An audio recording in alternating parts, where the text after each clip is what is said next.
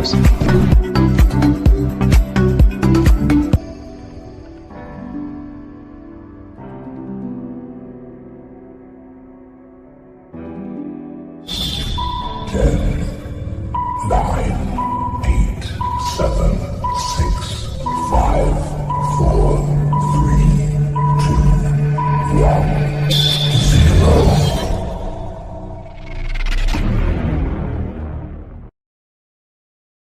Is hiding a huge city underneath more than a mile of ice, according to incredible claims. They talk about the Piri-Reis map, and they say, look, it's got the subglacial topography of Antarctica before they were supposed to know what it was. Under the ice, about 2 miles under the ice, there's a huge industrial complex. Buildings all over the place. It looked very industrial. Smoke coming out of them, steam coming out of them, very human looking. And there were giant submarines under the ice that had popped up that were the size of, I guess, the giant ships that carried the big shipping containers.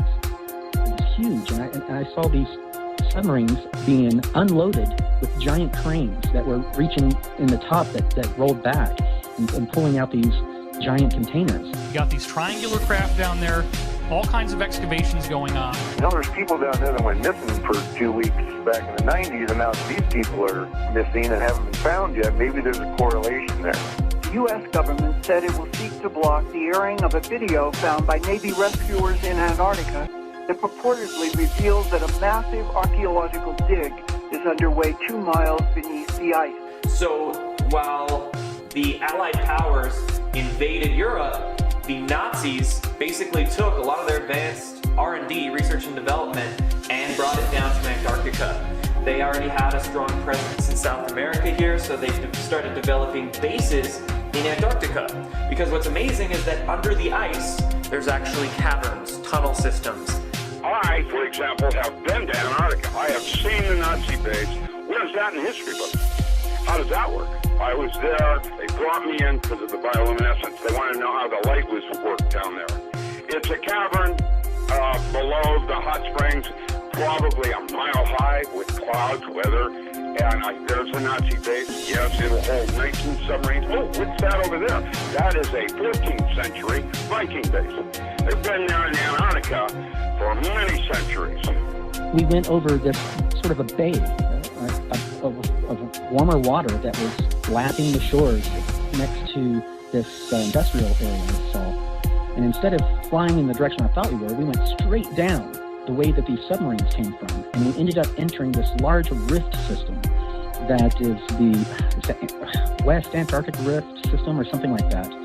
And we went very deep underground and traveled through this rift system that had been tunneled out by some ancient alien race that allowed you to travel from Antarctica all the way up to Central America and the southern and southwestern parts of the United States, all completely underwater. We were verbally told we couldn't say anything, to forget about it, but I never signed the non-disclosure of anything that I did while I was serving in the Navy. In Antarctica. In Antarctica, yes. Giants that have been in hibernation in stasis chambers for thousands of years are awakening and are being sought out by elite military forces, according to several independent sources. A team led by geologist Scott Amundsen of Wyoming State University came across the rubble of a stone building roughly the size of Rome's ancient amphitheater.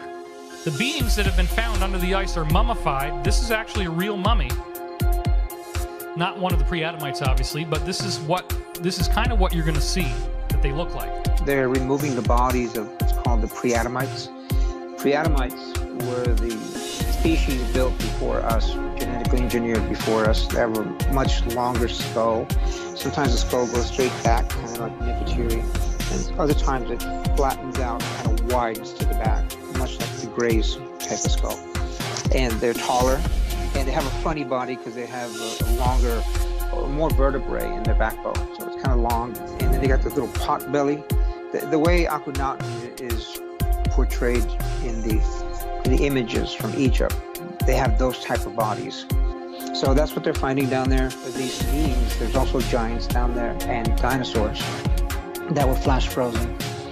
The mastodons I understand, 3 times the size of an elephant, and they were flash frozen. And from what I understand, they're removing these bodies. They've been down there for over 12 years, filming, removing, very sophisticated technology. And they're eventually going to have some sort of tour down there, I guess you can take, and walk through these ruins. They know that there's the tropical jungle down there, I believe 65,000 square miles. That was all flash frozen. So Antarctica was at one time a tropical location, and it was flash frozen very quickly.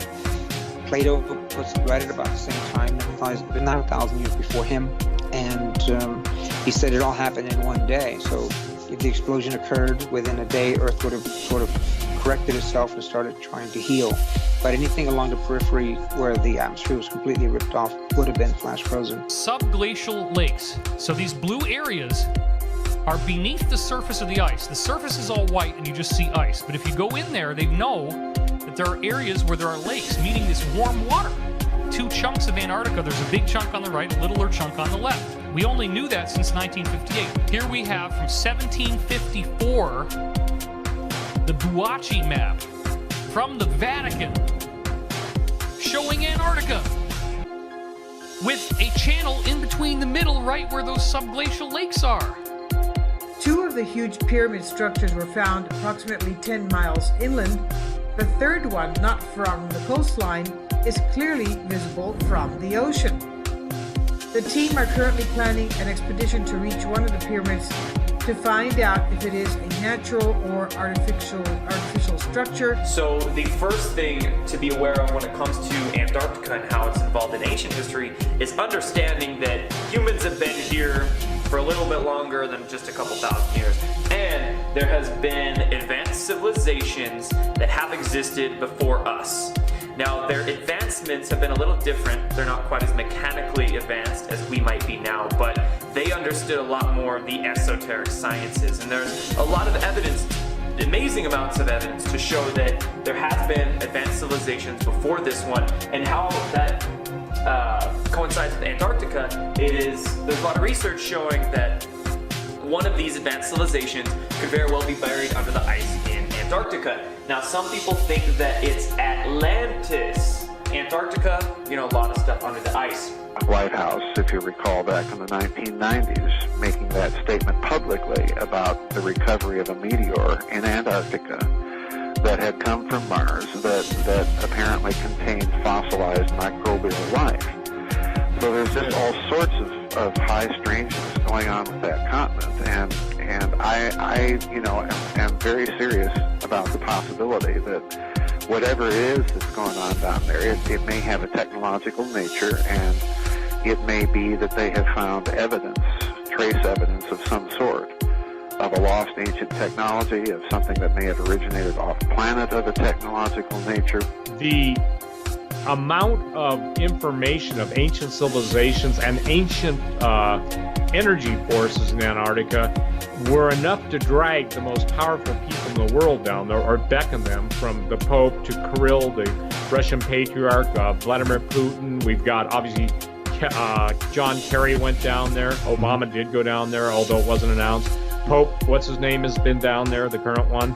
And I'm sorry, but that's how I refer to it. So something's going down there. The energy forces that you are now seeing experienced in the waveforms coming out of Antarctica are absolutely astonishing. It's like if somebody turned on a transmitter that's been dormant for all these years. I've talked to people that have been beneath the ice. They talk about a tropical paradise.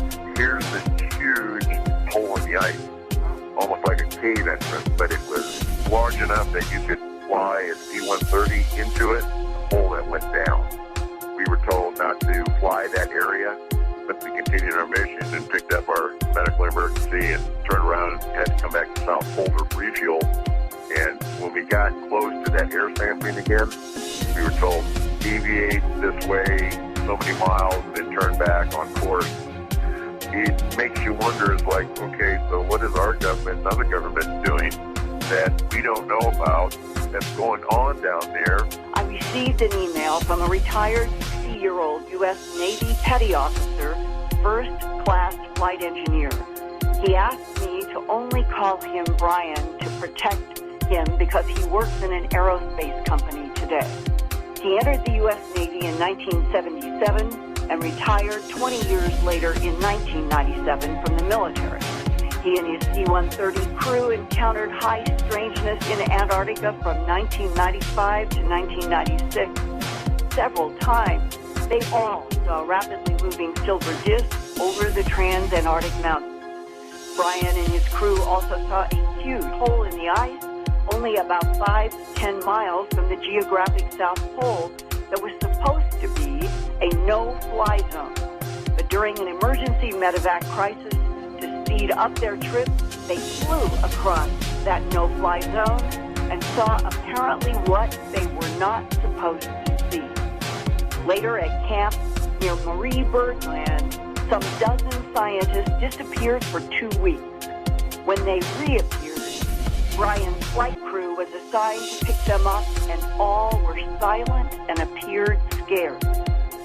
Brian and his C-130 crew received orders to not talk about the silver disc, or the huge ice hole, or the missing scared scientists. Repeatedly, the crew was sternly told that they did not see what they kept seeing. We've had Patriarch Kirill III, Patriarch of Moscow, go to Antarctica. The story was he went down there to bless, the Orthodox chapel for the Russians there. Well, any bishop can do this, It's sending the Patriarch is like sending the Pope, to Antarctica. And then that was followed up by the visit of John Kerry, the Secretary of State, and Buzz Aldrin. Yeah. Well, this is exactly my thinking. Something obviously is going on in Antarctica. I mean, with Kirill III and Secretary Kerry and Buzz Aldrin going down there within a matter of weeks of each other. Clearly something is going on down there. And, the way I look at it is if you're going to have a Black Projects world, the perfect place to park some of that stuff is going to be in Antarctica because access to that continent is very limited. It's very restricted. The nations that have a presence there guard whatever it is they're doing there very, very closely. Something of a technological defense-related nature. For then shall be great tribulation, such as was not since the beginning of the world to this time, no, nor ever shall be. And except those days should be shortened, there should no flesh be saved. But for the elect's sake, those days shall be shortened. Then, if any man shall say unto you, Lo, here is Christ, or there, believe it not. For there shall arise false Christs and false prophets, and shall show great signs and wonders,